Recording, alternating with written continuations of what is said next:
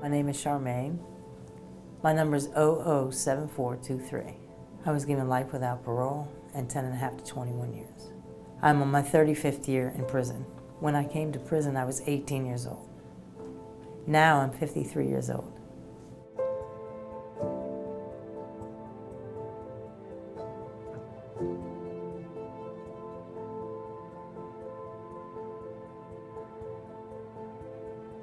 No one ever deserves to die. No one. And I feel like I defended myself.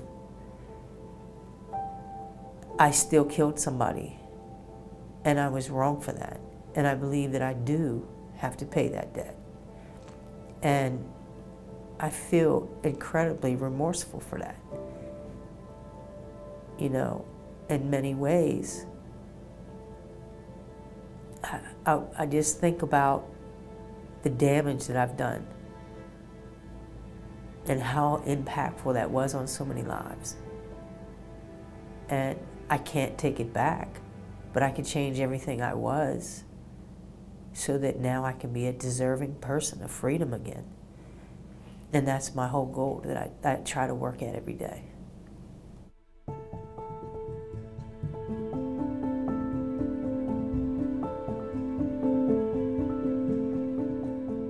Prison has shaped my life. I never had confidence growing up. You know, I came from a very abusive background, and I didn't believe in myself. I didn't know how to deal with aggression from men. And my reaction was to fight even in my own home. You know, I fought back against my father. And I ended up leaving home, you know, to avoid, you know, the chaos that was in the house. I've always had either fight or flight responses. And I didn't quite know how to cope as a child. And because I didn't develop properly through that abuse, I wasn't quite prepared to make adult decisions that would help me in that particular situation that I found myself in, that I placed myself in. And, you know, without getting into detail about the case, I was not equipped to function in those types of settings with men because of what my father had done to me.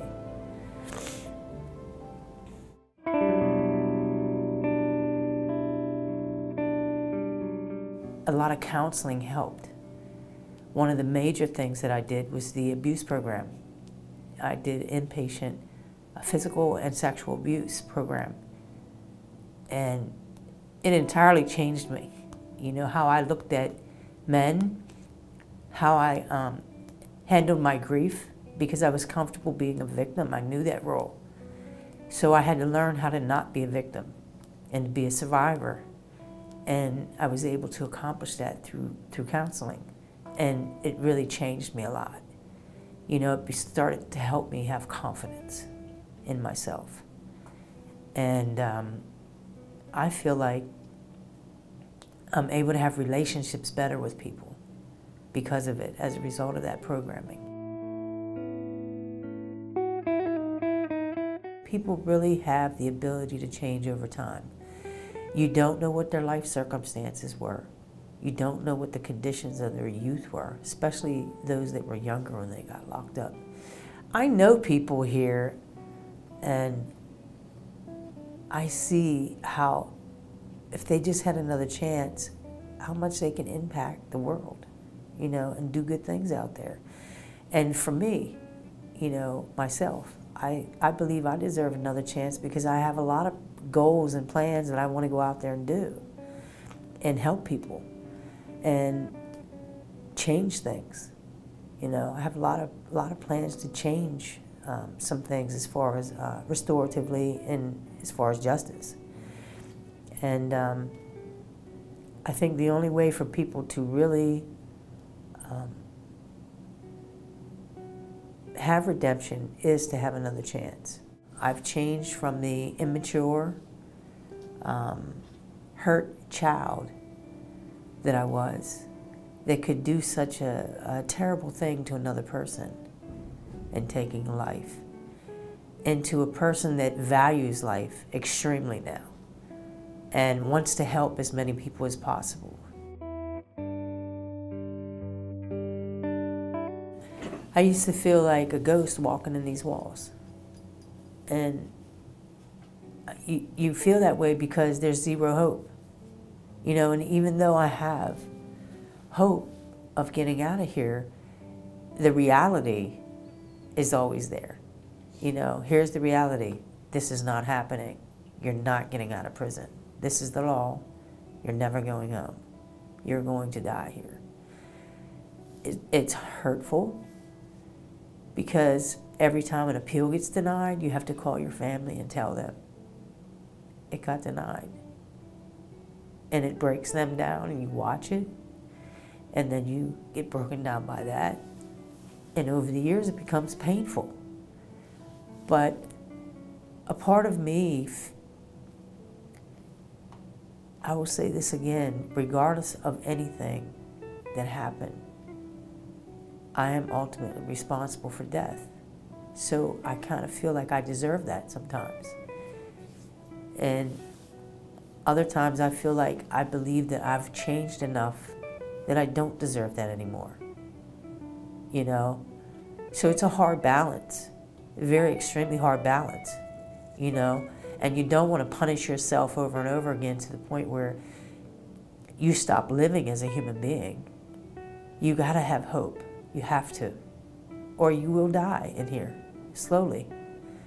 And I think that's the only thing that keeps me alive, mentally, is that I know someday my Lord is going to find a way for me to get out of here. The hardest thing about being incarcerated is watching my family grow up without me. My mother grow old. It's very hard to watch her fight so long and hard for me and see her health begin to fail. And I would be heartbroken if she didn't see me free in her lifetime. As hard as she's fought. Excuse me.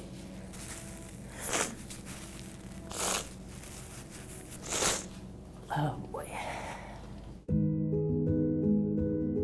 I've had to work very, very hard on myself, and it wasn't always easy. I've had to face some very difficult things about myself and put a lot of hard work into changing those things.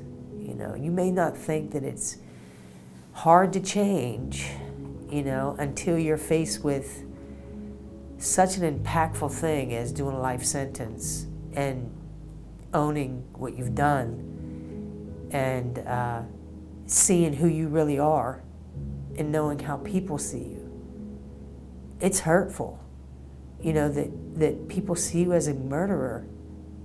It hurts you, you know, but you also have to accept that what you've done was so extremely hurtful and that you have to atone for that. So the only way to change others' opinions of you is to change from everything you were before that happened, so that you can guarantee them that the community will be safe with me in it. As long as I have a ticking heart, I can't give up the fight to try to be home with my family one day and, you know, hope to see all lifers have an opportunity to get out of prison.